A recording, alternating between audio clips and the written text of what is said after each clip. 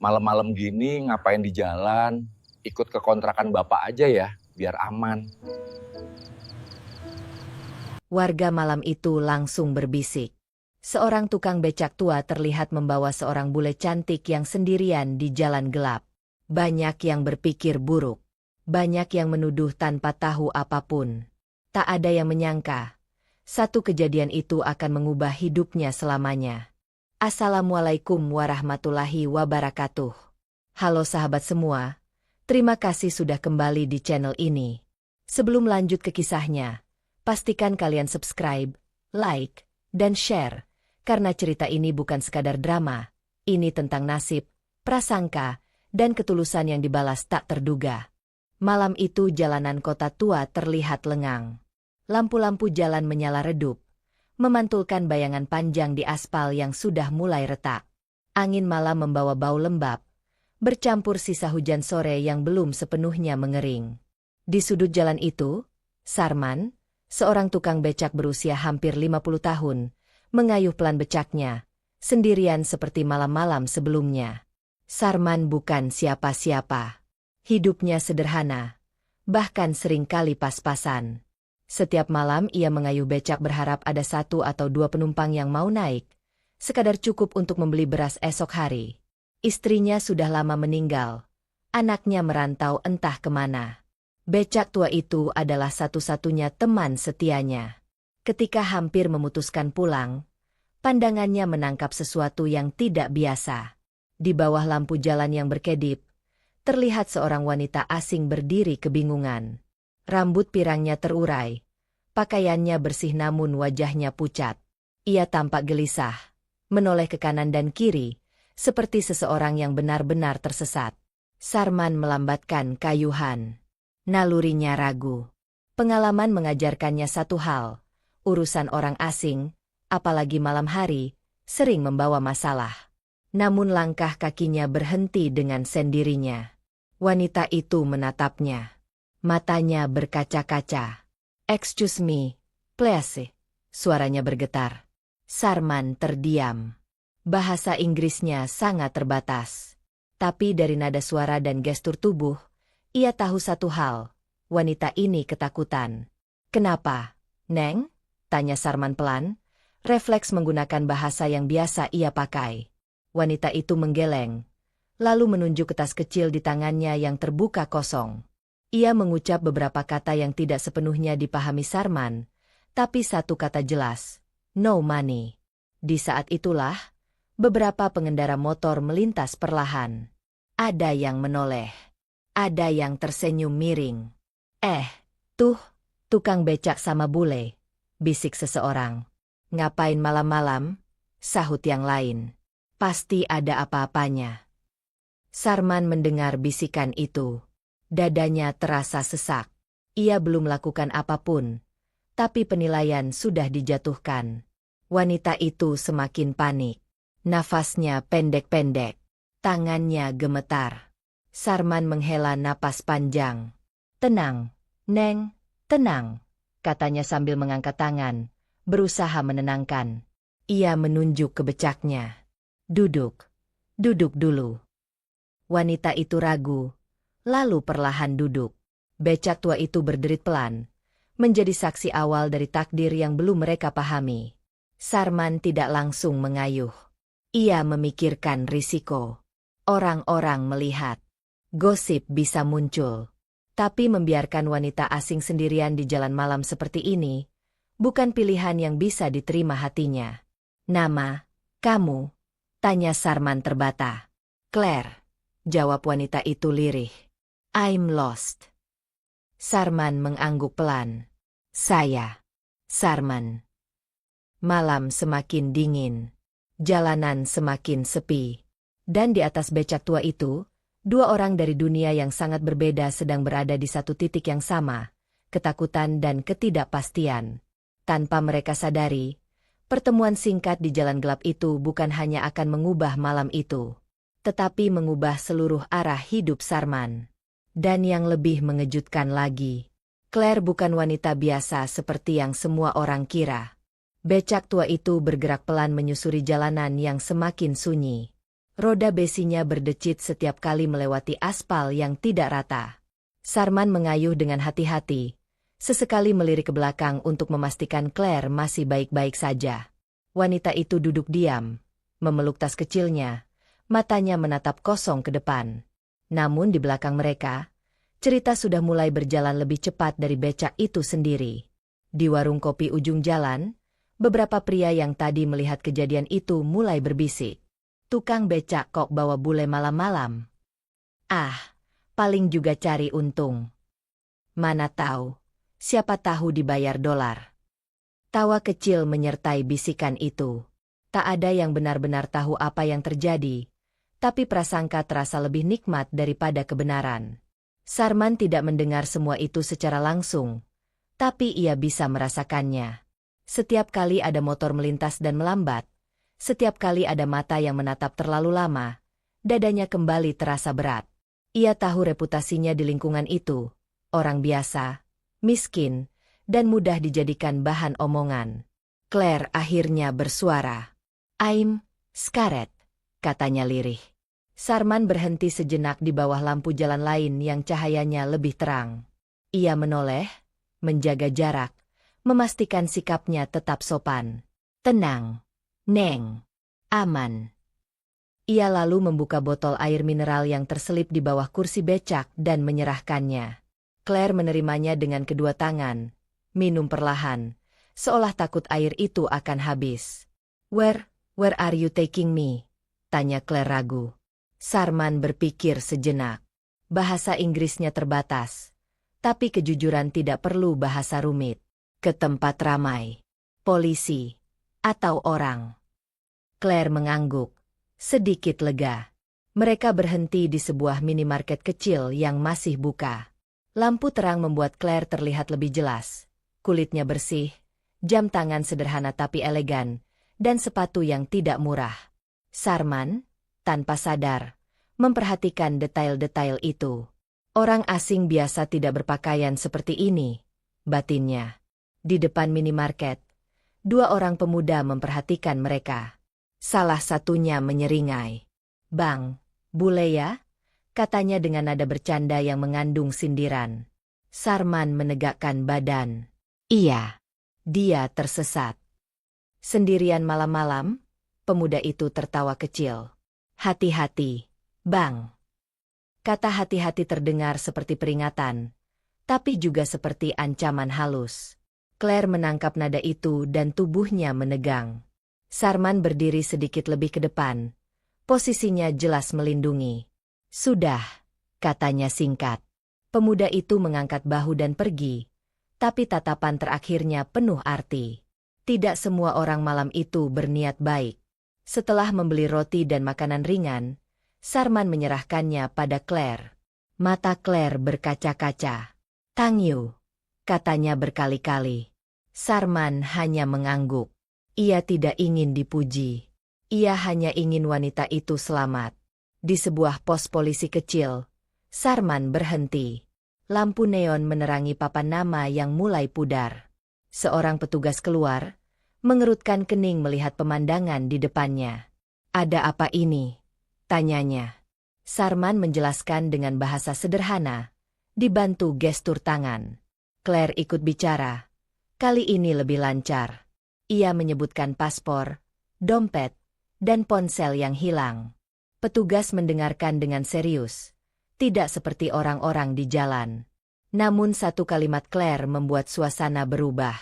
"My father will come," katanya. "He owns property companies." Petugas berhenti menulis. "Property." Claire mengangguk pelan. "Yes. Big company." Sarman terdiam. Kata-kata itu bergema di kepalanya. Anak bos properti? Pikirannya langsung kacau. Ia menatap Claire, lalu menunduk lagi. Jarak dunia mereka tiba-tiba terasa semakin jauh. Petugas mengangguk hormat. Sikapnya berubah lebih formal. "Kami akan bantu. Ini serius." Saat mereka keluar dari pos polisi, Claire menatap Sarman dengan ekspresi cemas. "You think people misunderstand you because of me?" Sarman tersenyum tipis. Sudah biasa. Namun di dalam hatinya, ia tahu satu hal. Mulai malam ini, hidupnya tidak akan lagi sama. Jika identitas Claire benar, maka gosip yang beredar bukan hanya soal moral, melainkan soal kekuasaan, uang, dan kemungkinan masalah besar. Di jalan pulang, becak kembali bergerak. Tapi kali ini, bukan hanya roda yang berdecit. Nasib Sarman juga sedang bergerak menuju sesuatu yang jauh lebih besar dari dirinya. Dan di sudut-sudut gelap kota itu, orang-orang masih berbisik, tanpa tahu bahwa tukang becak yang mereka remehkan sedang berdiri di persimpangan takdir. Becak tua itu bergerak pelan menyusuri jalanan yang semakin sunyi. Roda besinya berdecit setiap kali melewati aspal yang tidak rata. Sarman mengayuh dengan hati-hati, sesekali melirik ke belakang untuk memastikan Claire masih baik-baik saja. Wanita itu duduk diam, memeluk tas kecilnya, matanya menatap kosong ke depan. Namun di belakang mereka, cerita sudah mulai berjalan lebih cepat dari becak itu sendiri. Di warung kopi ujung jalan, beberapa pria yang tadi melihat kejadian itu mulai berbisik. Tukang becak kok bawa bule malam-malam? Ah, paling juga cari untung. Mana tahu, siapa tahu dibayar dolar. Tawa kecil menyertai bisikan itu. Tak ada yang benar-benar tahu apa yang terjadi, tapi prasangka terasa lebih nikmat daripada kebenaran. Sarman tidak mendengar semua itu secara langsung, tapi ia bisa merasakannya. Setiap kali ada motor melintas dan melambat, setiap kali ada mata yang menatap terlalu lama, dadanya kembali terasa berat. Ia tahu reputasinya di lingkungan itu, orang biasa, miskin, dan mudah dijadikan bahan omongan.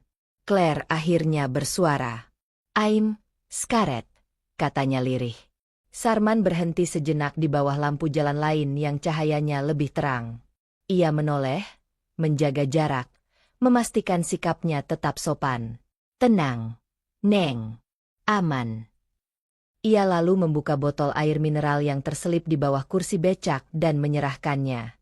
Claire menerimanya dengan kedua tangan, minum perlahan, seolah takut air itu akan habis. Where are you taking me?" tanya Claire ragu. Sarman berpikir sejenak. Bahasa Inggrisnya terbatas, tapi kejujuran tidak perlu bahasa rumit. "Ke tempat ramai. Polisi. Atau orang?" Claire mengangguk, sedikit lega. Mereka berhenti di sebuah minimarket kecil yang masih buka. Lampu terang membuat Claire terlihat lebih jelas. Kulitnya bersih, jam tangan sederhana tapi elegan, dan sepatu yang tidak murah. Sarman, tanpa sadar, memperhatikan detail-detail itu.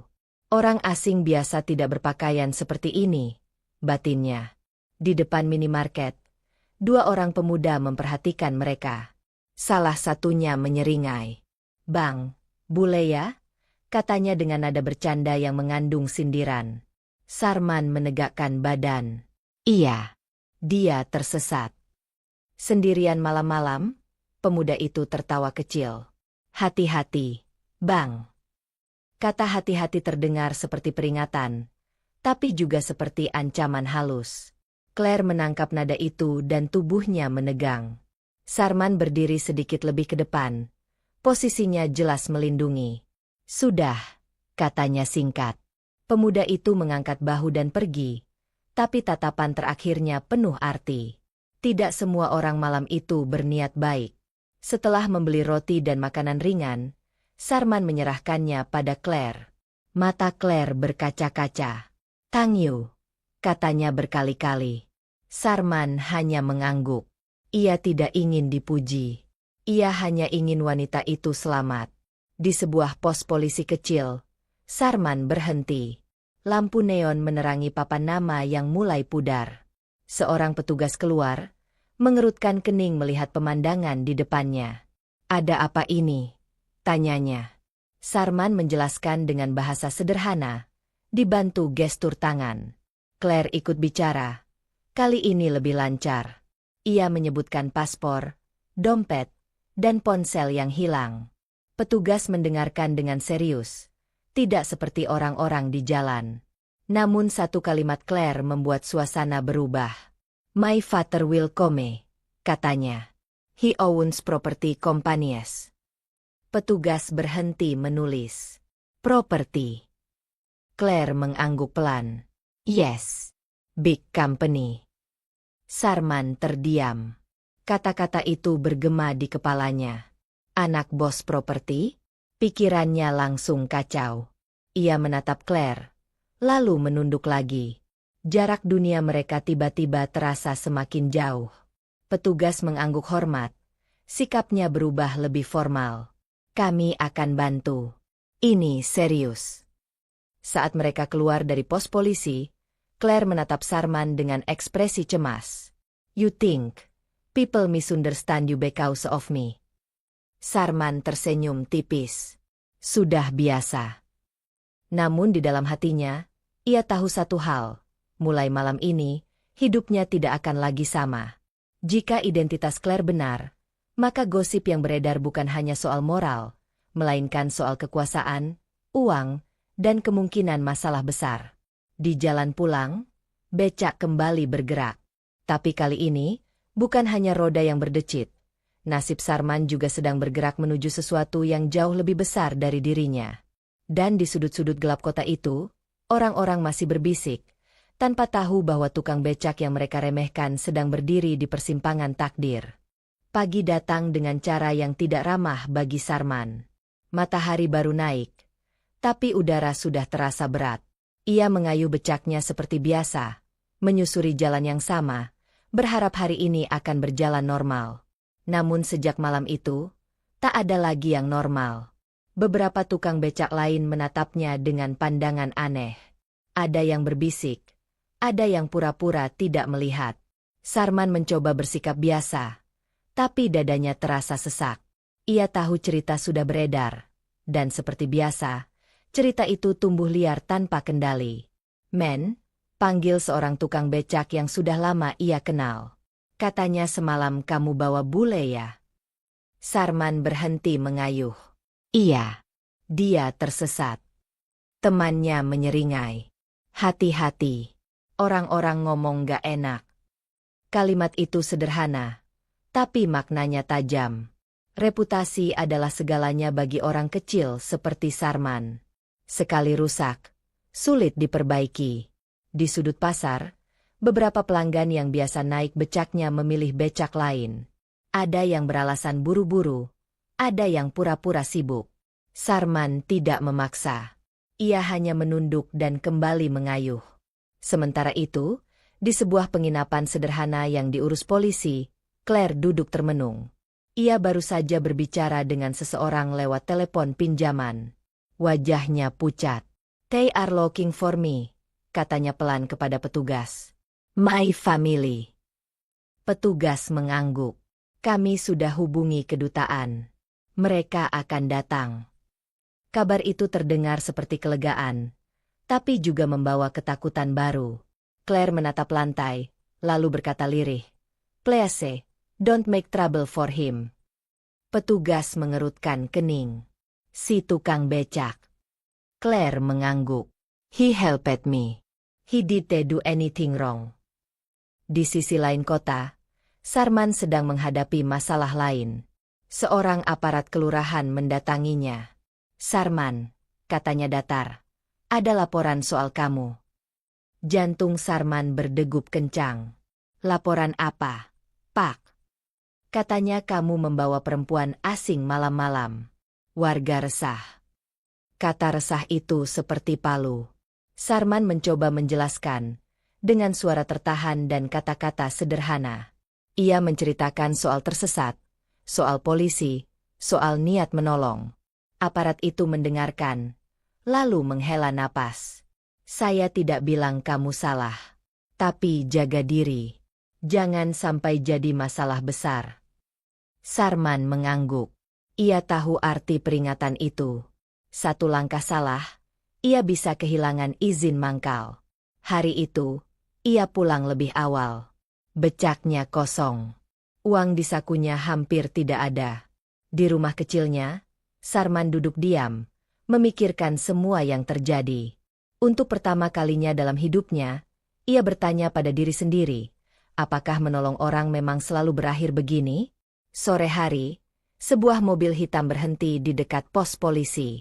Dua pria berjas rapi turun, diikuti seorang wanita parubaya dengan wajah tegas namun cemas. Mereka berbicara cepat dalam bahasa asing. "It's her," kata salah satu petugas saat melihat foto di ponsel. "Claire." Keluarga Claire akhirnya tiba. Pertemuan itu penuh emosi. Tangis, pelukan, dan kelegaan bercampur menjadi satu. Namun di sela-sela itu, ayah Claire, seorang pria berwibawa, mengajukan satu pertanyaan. "Who helped her?" Petugas menyebut nama Sarman. Wajah pria itu berubah serius. "I want to meet him." Kabar itu sampai ke telinga Sarman lewat seorang petugas. Lututnya terasa lemas. "Mereka mau ketemu saya?" tanyanya tidak percaya. "Iya," jawab petugas. "Tenang, ini bukan masalah." Namun bagi Sarman, bertemu keluarga orang kaya, bahkan bos properti, adalah sesuatu yang menakutkan. Ia hanya tukang becak. Bajunya lusuh. Bahasanya terbatas. Malam itu, Sarman duduk di becaknya, menatap langit. Hidupnya yang selama ini berjalan lurus tiba-tiba berbelok tajam. Ia tidak tahu apakah belokan ini menuju jurang atau jalan baru. Satu hal yang pasti, ia tidak pernah berniat mengubah hidupnya. Ia hanya menolong karena hati kecilnya berkata begitu. Dan justru karena itulah, dunia mulai mengetuk pintunya, dengan cara yang tak pernah ia bayangkan. Sarman berdiri canggung di depan pos polisi. Kemeja lusuh yang biasa ia pakai terasa semakin tidak pantas hari itu. Tangannya kasar, penuh bekas kerja keras, terus saling meremas tanpa sadar. Dari kejauhan, ia melihat mobil hitam mengilap terparkir rapi, kendaraan yang jelas tidak berasal dari dunia yang sama dengannya. Seorang petugas memanggilnya. "Pak Sarman, silakan." Langkahnya terasa berat. Setiap meter seperti mengingatkannya bahwa ia hanyalah tukang becak yang hidup dari kayuhan harian. Di dalam ruangan, Claire sudah duduk bersama keluarganya. Wajahnya berubah saat melihat Sarman. Matanya langsung berbinar. "Touch him," kata Claire cepat. "He helped me." Ayah Claire berdiri. Pria itu tinggi, berambut rapi, sorot matanya tajam namun terkendali. Ia melangkah mendekat, menatap Sarman dari ujung kepala hingga kaki. Sarman menunduk, menunggu kata-kata yang mungkin akan menghakiminya. Namun yang terjadi justru sebaliknya. Pria itu mengulurkan tangan. "Thank you," katanya pelan tapi tegas. "You protected my daughter." Sarman terkejut. Tangannya ragu-ragu menyambut uluran itu. Jabatannya singkat, tapi cukup untuk membuat dadanya terasa longgar. Claire menatap mereka berdua dengan mata berkaca-kaca. Selama hampir 1 jam, Sarman menceritakan kejadian malam itu, tanpa melebih-lebihkan apapun. Ia menjelaskan tentang jalan sepi, tentang ketakutan Claire, tentang becaknya yang tua. Ia juga menceritakan gosip, tatapan sinis, dan tekanan yang ia terima setelahnya. Ibu Claire menyeka air mata. "People can be cruel," katanya lirih. Ayah Claire mengangguk, lalu menoleh ke petugas. "I want his clearly written. This man did nothing wrong." Kata-kata itu seperti beban yang diangkat dari pundak Sarman. Selama ini, ia hanya ingin satu hal, kebenaran didengar. Sebelum pertemuan berakhir, ayah Claire menyampaikan niatnya. "We want to compensate you," katanya. "For your trouble. For your courage." Sarman langsung menggeleng. "Tidak, saya nolong bukan buat uang." Claire berdiri. "Please," katanya dalam bahasa Indonesia yang masih terbata. "You helped me when everyone else looked away." Keheningan kembali menyelimuti ruangan. Ayah Claire tidak memaksa. Ia hanya tersenyum kecil. "Think about it," katanya. "Not as payment, as appreciation." Sore itu, berita mulai menyebar. Kali ini berbeda. Cerita tentang tukang becak yang difitnah mulai berbalik arah. Orang-orang yang dulu berbisik mulai diam. Beberapa bahkan mendatangi Sarman, menepuk bahunya dengan wajah malu. Namun perubahan terbesar terjadi di dalam diri Sarman sendiri. Untuk pertama kalinya, ia merasa dihargai tanpa harus menjadi orang lain. Malam hari, Claire menemui Sarman sebelum ia kembali ke keluarganya. Mereka berdiri di bawah lampu jalan yang sama, tempat pertama kali bertemu. "I will go home," kata Claire. "But I won't forget you." Sarman mengangguk. "Hati-hati." Claire tersenyum. "You changed my life." Sarman ingin mengatakan bahwa Claire juga mengubah hidupnya, tapi kata-kata itu tertahan. Ia hanya tersenyum balik. Sederhana, jujur. Saat mobil keluarga Claire melaju pergi, Sarman berdiri lama, menatap lampu belakang yang semakin menjauh. Ia tidak tahu apa yang akan terjadi selanjutnya. Namun satu hal ia yakini, hidupnya sudah tidak akan sama. Dan ternyata, perubahan itu baru saja dimulai. Permintaan maaf dari semua orang. Suatu sore, sebuah mobil kembali berhenti di dekat rumah kecilnya. Kali ini, Claire turun sendiri. Ia tidak mengenakan pakaian mahal, hanya pakaian sederhana, senyum tulus di wajahnya. "Aku mau pamit," katanya pelan. Sarman mengangguk. "Hati-hati." Namun sebelum pergi, Claire menyerahkan sebuah amplop tebal. Sarman langsung menggeleng. "Saya tidak mau." Claire tersenyum lembut. "Bukan untuk saya," katanya. "Untuk hidup baru Bapak." Sarman ragu. Tangannya gemetar saat menerima amplop itu. Di dalamnya bukan hanya uang, tapi juga sebuah kartu nama dan secari kertas bertuliskan alamat kantor. "My father wants you to come," kata Claire. "If you want." Beberapa minggu kemudian, Sarman memberanikan diri datang ke alamat itu. Gedung tinggi dengan kaca mengilap membuatnya hampir mundur. Tapi ia ingat satu hal, ia tidak pernah berniat meminta apapun. Ayah Claire menyambutnya dengan senyum hormat. Tidak ada nada merendahkan. Tidak ada belas kasihan palsu. "Kami tidak ingin mengubah siapa Anda," kata pria itu. "Kami hanya ingin memberi kesempatan." Tawaran itu sederhana tapi besar. Modal usaha kecil, pelatihan, dan tempat tinggal yang lebih layak. Tidak ada syarat aneh. Tidak ada ikatan memalukan. Sarman pulang dengan kepala penuh pikiran. Malam itu ia duduk lama di samping becaknya. Kendaraan tua itu telah memberinya hidup selama puluhan tahun. Ia mengusap rangkanya pelan, seperti mengucapkan terima kasih. Beberapa bulan berlalu. Becak itu masih ada, tapi kini lebih sebagai kenangan. Sarman membuka usaha kecil jasa antar lingkungan dan wisata lokal. Tidak besar, tidak mewah, tapi cukup. Ia menyewa rumah sederhana.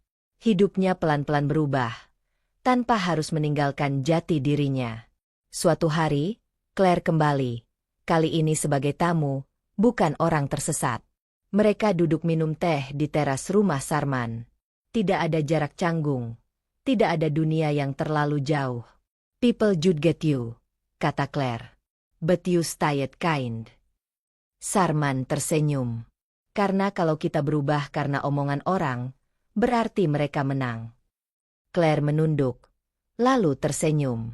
"My father always says property can be rebuilt. Character cannot." Matahari sore menyinari wajah Sarman. Ia menatap jalanan tempat dulu ia sering mengayuh. Ia sadar, hidupnya tidak berubah karena ia menolong orang kaya. Hidupnya berubah karena ia tidak berhenti menjadi manusia saat dunia memilih mencurigai.